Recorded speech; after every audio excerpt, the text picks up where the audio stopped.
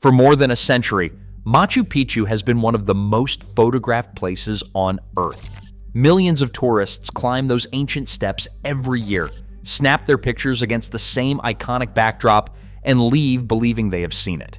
The full thing. The real thing. But what if the real Machu Picchu, the one the Inca deliberately designed, the one they carefully concealed, is not the ruin sitting in the sunlight on top of that mountain? What if the most important parts of it have been hidden directly beneath your feet this entire time? We here at ChronoFalls research this topic intensively to share with you the shocking things throughout the video. In 2023, a team of Italian and Peruvian researchers published findings in scientific reports that fundamentally changed what we thought we knew. Using ground-penetrating radar, electrical resistivity imaging, satellite scans, and drone photogrammetry, they peered beneath the surface of the Plaza Principal, the sacred central square of Machu Picchu. It is the flat, unremarkable-looking space that every tourist walks across a dozen times without considering what might be below it. What came back on their monitors was not rubble, and it was not empty bedrock. It was a multi-layered underground world, precisely engineered in phases that had never been documented before, a hidden construction timeline stretching back to a period before the monumental architecture even began. This is what those scans revealed, and why the implications reach far deeper than the chambers themselves. Let us start with what everyone thinks they know. Machu Picchu, ancient Inca city. Built around 1450 by order of the Emperor Pachacutec, one of the most powerful rulers in the history of the Americas.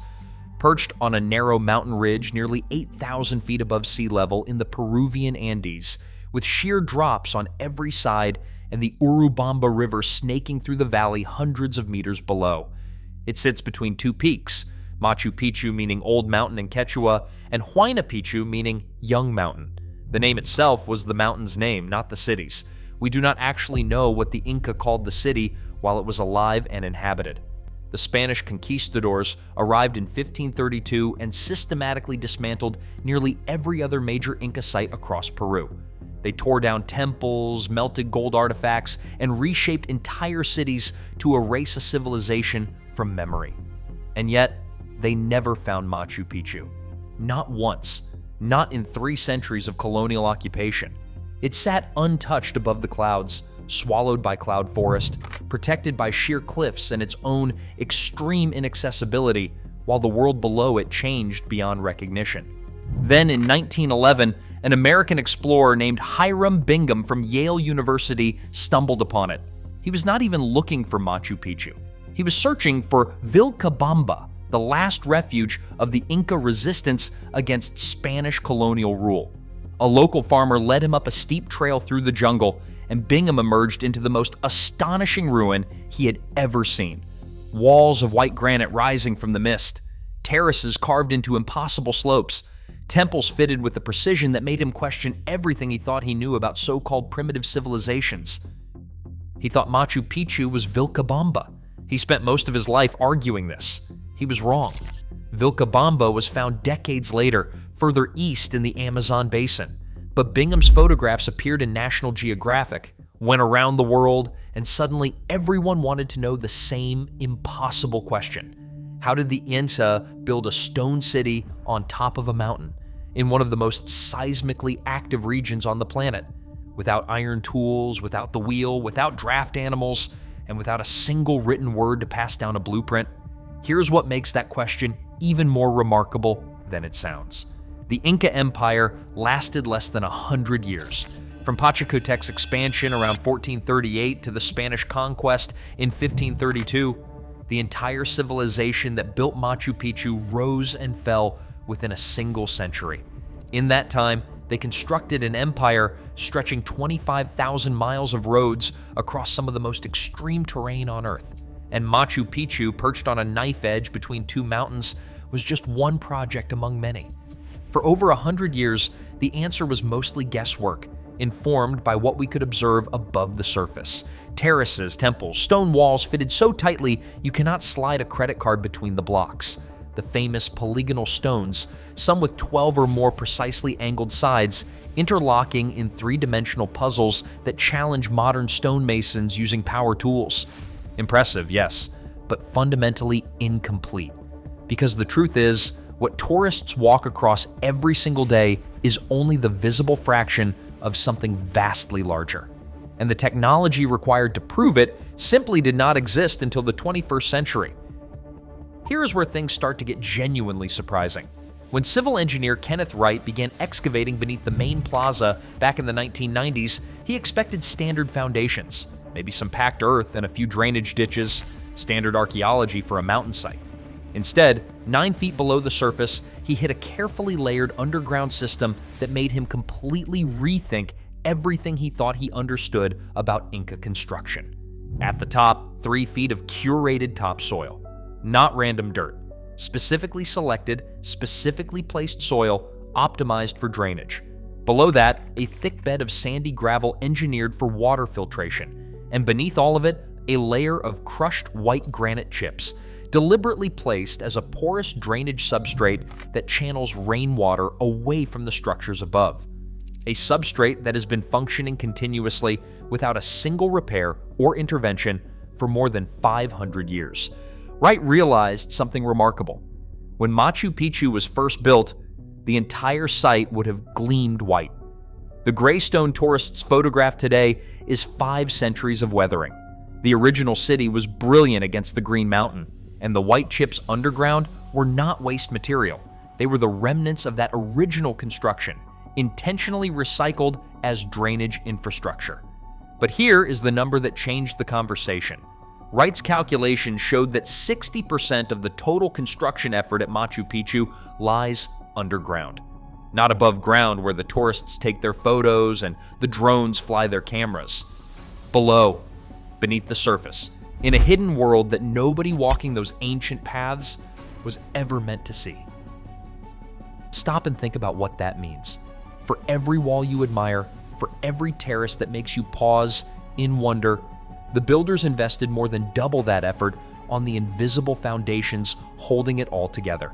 Over 130 drainage outlets built directly into the original stone walls, planned and installed during initial construction, not added later as afterthoughts. Channels integrated into every stairway and walkway. Roof runoff collection systems protecting building foundations from nearly 2,000 millimeters of annual rainfall, or 76 inches, which is 2.5 times more rain than Chicago receives in a year. The Inca did not fight the mountain's water. They choreographed it. They gave every single raindrop a designated path away from structures and living areas through layers of engineered soil into the mountainside. And the water supply itself was an engineering marvel. The entire layout of the city was determined by a single factor: the location of a natural spring, 750 meters uphill from the citadel. The Inca built a stone canal running at a precisely calculated 3% gradient, just steep enough for optimal flow without erosion, that feeds 16 ornamental fountains cascading through the urban center in descending sequence. The purest water, at the top of the sequence, flowed right beside the residence of the Inca ruler. Every fountain was individually engineered with specific flow rates and overflow controls. That canal still works. Today, right now, 5 centuries later. No maintenance, no repairs, still delivering water.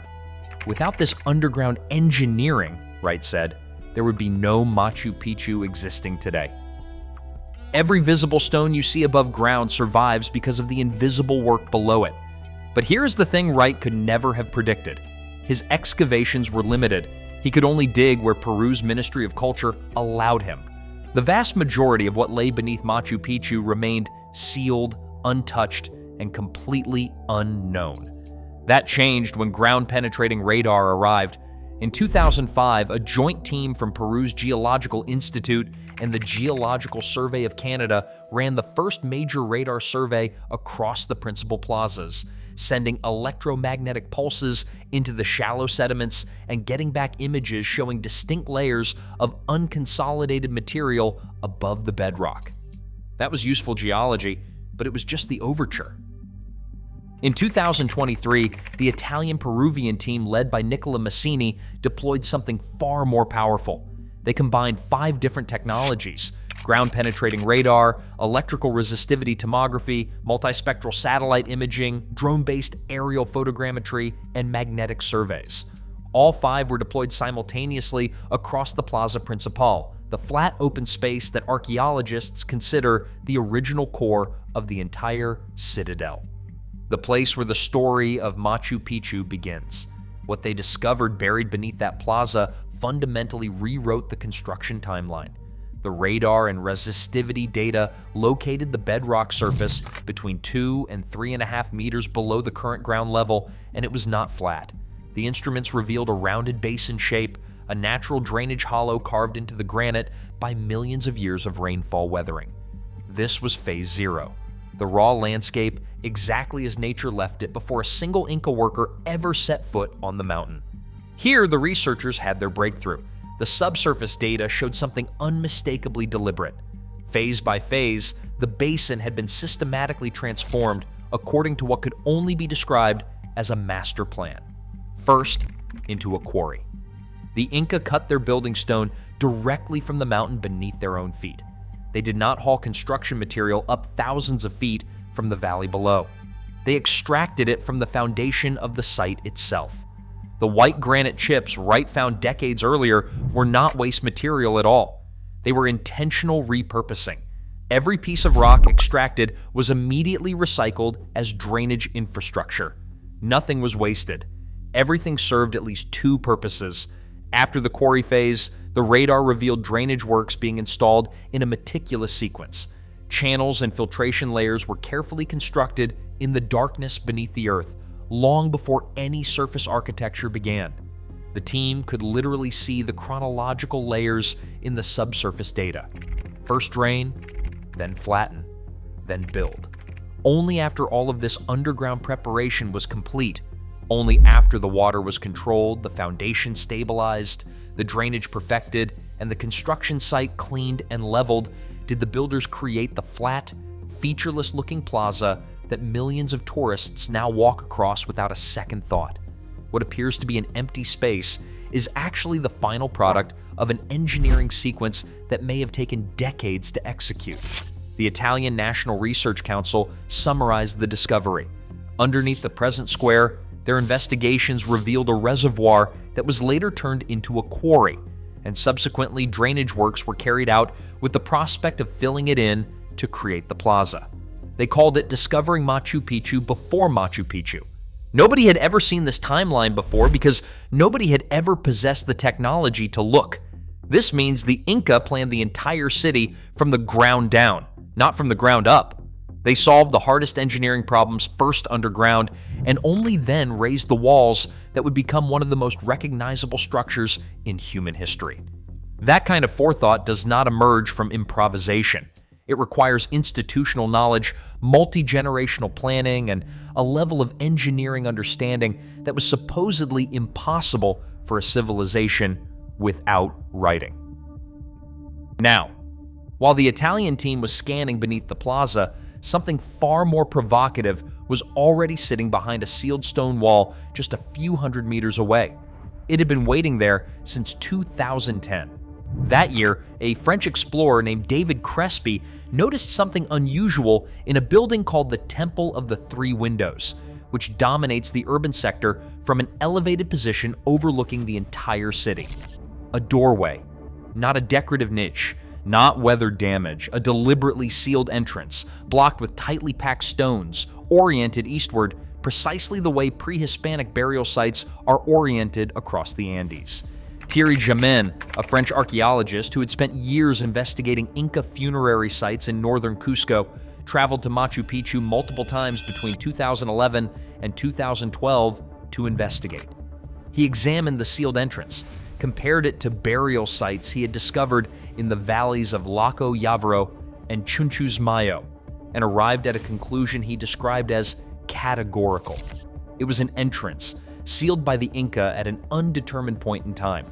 Its location, fitted into the center of one of the main buildings of the entire city, convinced his team they might be standing above a burial site of the highest possible importance. In March of 2012, Peru's Ministry of Culture authorized Jamin's team to conduct electromagnetic surveys of the area. Using a georadar system and a specialized cavity detection device, they scanned the ground beneath and behind the sealed door to a depth of 20 meters. The three-dimensional images that returned were unambiguous. Behind the door, the instruments detected a staircase descending from the entrance into the rock. Beyond the staircase lay a main chamber, roughly 3 meters on each side, oriented north to south and east to west. Beyond that, additional cavities, human-sized, with proportions consistent with burial niches from the pre-Hispanic era. The diagnosis from multiple georadar technicians was, in their words, without ambiguity. All of the cavities discovered matched the architecture of a classic pre-Hispanic burial chamber. Then, the electromagnetic data returned one more thing: metal traces, dense, reflective electromagnetic signatures, consistent with precious metals, possibly gold. Think about the implications. Pachacutec, who ordered the construction of Machu Picchu, was the Alexander the Great of the Americas. He transformed a small Andean kingdom centered on Cusco into the Tawantinsuyu, the largest empire in pre-Columbian South America, stretching from modern Ecuador to Chile, encompassing 25,000 miles of roads across some of the most extreme terrain on Earth. Historical tradition from the colonial period records that Pachacutec was buried in a city called Patalacta, which is widely believed to be the original Quechua name of Machu Picchu. And here is a fact that makes this discovery extraordinary beyond measure. No mummy of any Inca emperor has ever been found. Not one. Not Pachacutec, not Huayna Capac, not Atahualpa. In the entire history of South American archaeology, no researcher has ever recovered the remains of an Inca sovereign. The Spanish searched obsessively for these royal burials, desperate for the gold that accompanied them. They found nothing. The Inca concealed their dead so effectively that 5 centuries of searching produced 0 results. If that chamber contains what the radar data suggests, it could be one of the most significant archaeological discoveries ever made in the Western Hemisphere. And Peru said no. They denied Jamin permission to open the door, citing preservation concerns. Some Peruvian archaeologists publicly opposed the excavation, arguing that the site's integrity mattered more than satisfying any single hypothesis. Others passionately disagreed, insisting that the potential knowledge locked behind that wall could rewrite entire chapters of pre-Columbian history. The debate remains unresolved. The sealed entrance sits exactly as Crespi found it, more than 15 years ago. Whatever lies behind that wall, whatever the georadar confirmed with results that technicians described as without ambiguity, remains locked in 500 years of total darkness. The instruments say it is there. The data has been published, and nobody is allowed to go look. Every year, more than 1 million tourists walk directly above that sealed chamber without any idea it exists beneath their feet. But the sealed chamber turned out to be one piece of a much larger puzzle, because beyond the citadel's walls, the jungle was hiding far more than anyone suspected. Starting in 2016, scientists from the University of Sydney received special permission to fly helicopter-mounted LiDAR across more than 12,000 acres surrounding Machu Picchu. LiDAR fires billions of laser pulses through vegetation, penetrating the jungle canopy, bouncing off the hidden ground beneath, and returning with data that can be assembled into precise 3-dimensional maps of everything concealed under the trees. By 2024, dramatically improved drone-mounted LiDAR had revealed over 12 previously unknown structures buried beneath centuries of tropical growth near the ceremonial complex of Cochabamba within the Machu Picchu Archaeological Park. They found water channels carrying river water into the complex, staff residences built on rectangular and circular foundations and constructed with noticeably less precision than the central ceremonial buildings, which suggests a clear social hierarchy in how construction quality was allocated. They also identified 14 ritual purification baths surrounding a main stone altar, connected by a sophisticated hydraulic system fed by the Urubamba River, which the Inca considered sacred and called Wilcamayu, the sacred river. The Polish researchers who led this work from the University of Warsaw and the Wrocław University of Science and Technology used hydrodynamic modeling to analyze how water actually flowed through these channels. What they discovered was revealing. The water supply was deliberately small. The channels were not deep enough to sustain any practical water use. They would overflow during heavy rainfall. This was not a water supply system, it was a ritual purification system. The water had symbolic meaning. It was sacred. Researcher Dominika Sieczkowska explained that Cochabamba was a mandatory spiritual checkpoint. Only very privileged people could reach Machu Picchu, she said, because it was a very special place. When you were going there, you had to stop at Cochabamba first for a spiritual bath to be clean and pure to get to Machu Picchu. Not everyone could simply walk up the trail. You had to be purified first. The Inca had essentially built an entire architectural complex, hidden in the jungle, whose sole purpose was to prepare human beings spiritually before they were permitted to enter the sacred city above.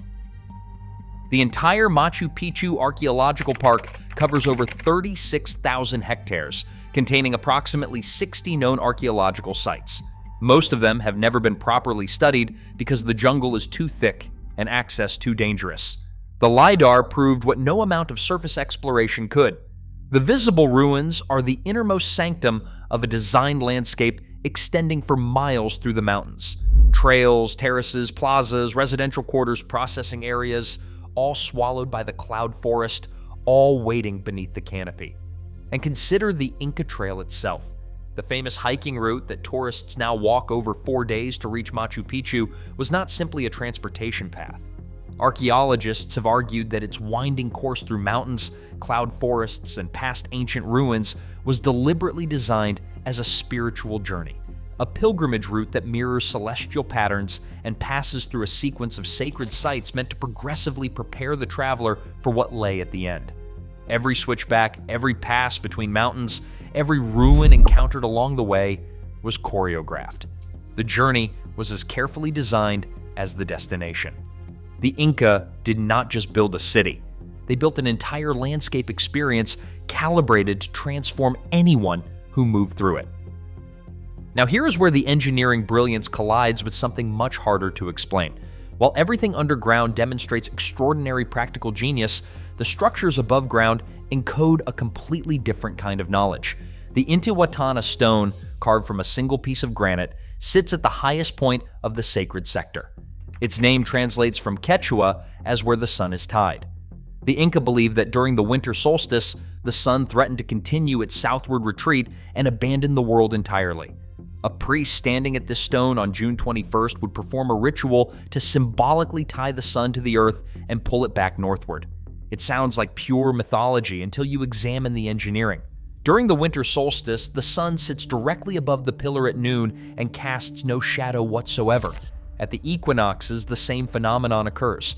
Solar tracking has an accuracy that archaeoastronomer Gary Urton measured to fractions of a degree. This is not rough ceremonial approximation. This is precision astronomy embedded in carved granite. But the Intihuatana is far more than a sophisticated sundial. When researchers mapped its sightlines against the surrounding landscape, something extraordinary emerged. Viewed from the stone, the most sacred mountains in Inca cosmology lock into perfect cardinal alignment. Salcante, the revered snow-capped peak, sits at precisely 180 degrees due south. The Veronica Range lies due east, exactly where the sun rises at the equinoxes. Huayna Picchu is due north. The Pumasillo peaks are due west, aligned with the December solstice sunset.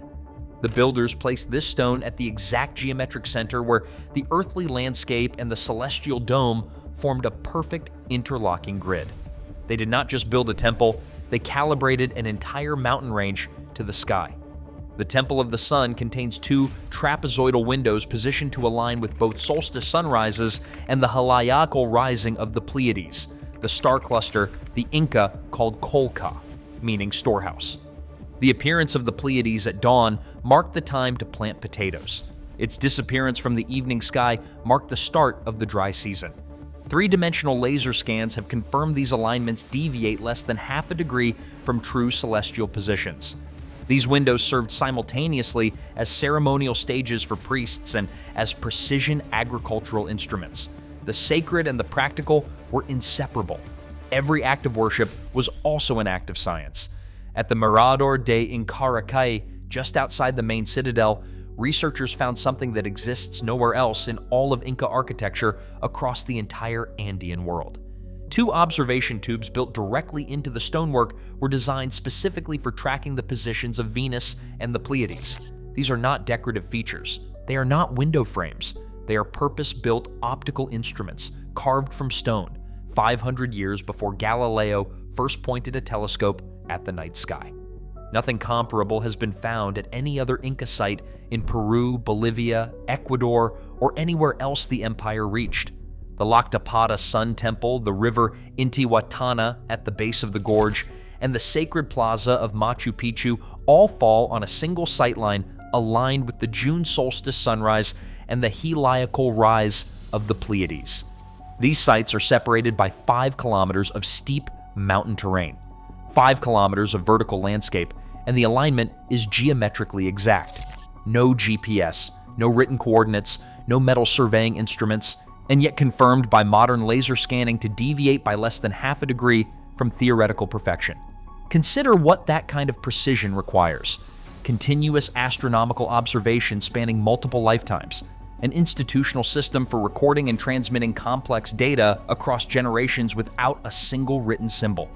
Astronomical knowledge so precise that it had to be memorized, practiced, and passed from teacher to student through oral tradition alone.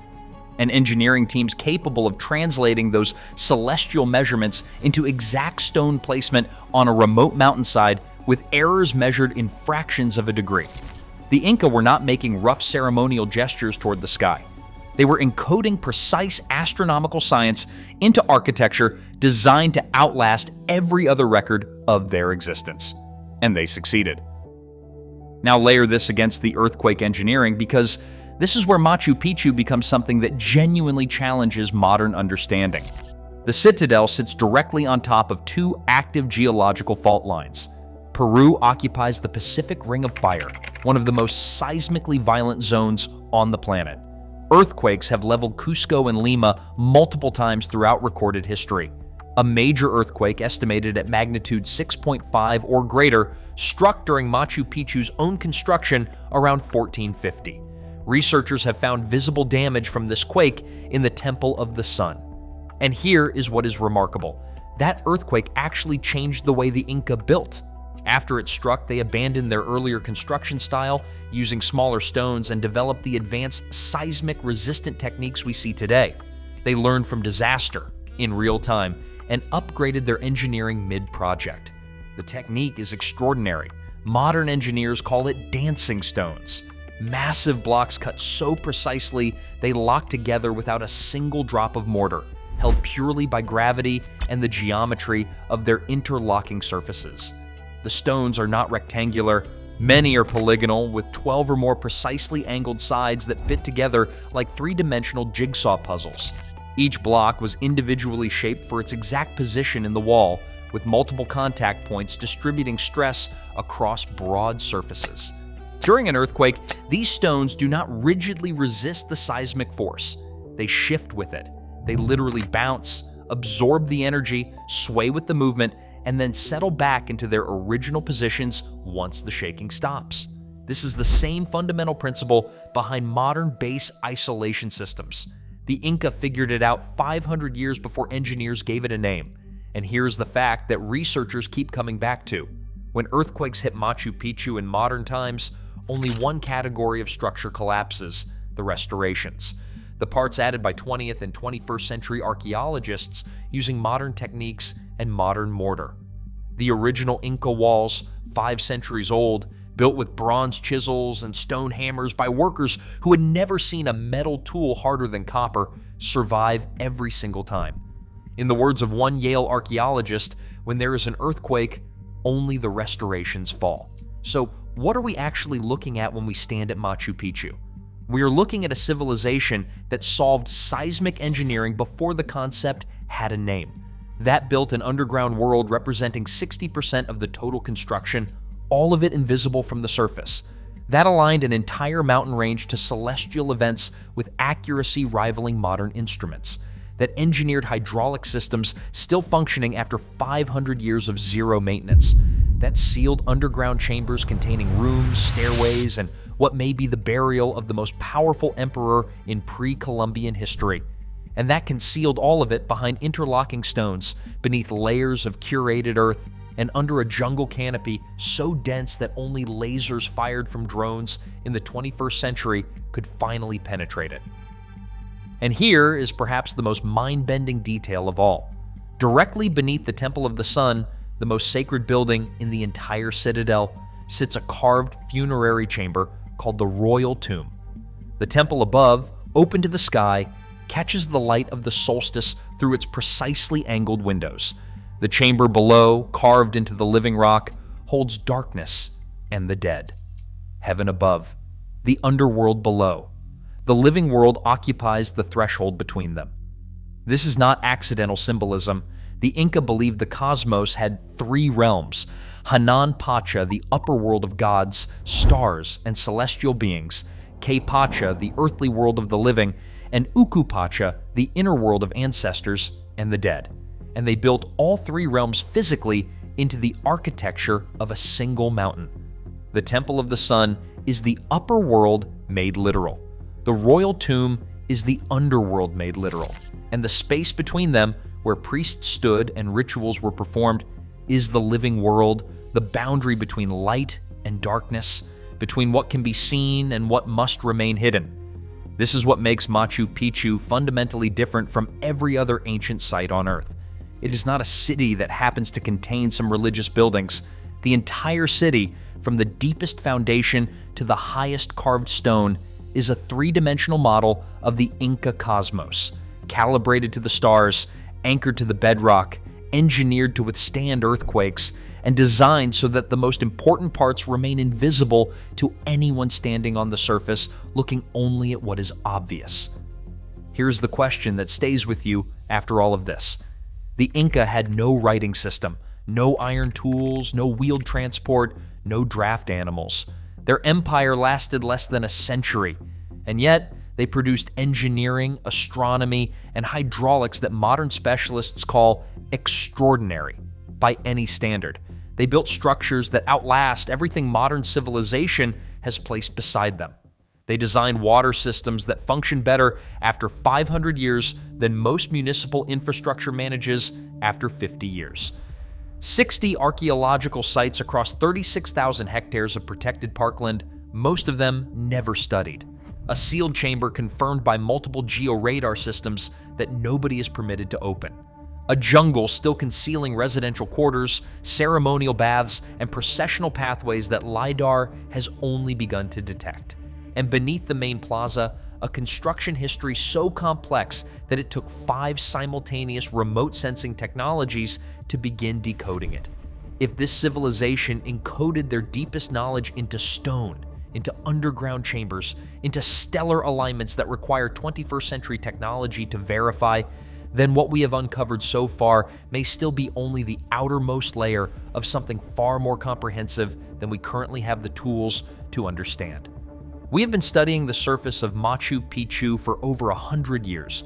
We have been studying what lies beneath it for barely a decade. And every time someone develops a new technology and points it at this mountain, the mountain gives back something nobody expected. The sealed door remains sealed. The chambers remain dark. The jungle continues to hide what it has hidden for 5 centuries.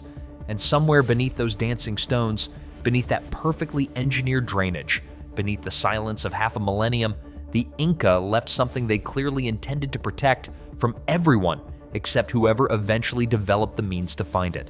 We are only now building that technology. The mountain is still keeping its secrets. But for the first time since the Spanish arrived and failed to find this place, the silence is beginning to break. And every crack in that silence reveals something more sophisticated than the last. Maybe the Inca knew that. Maybe that is exactly what they were counting on. If you found this fascinating, hit subscribe for more stories like this. Technology is peeling back the layers of the ancient world faster than ever, and what is emerging from beneath the surface is far more advanced than anyone ever dared to imagine.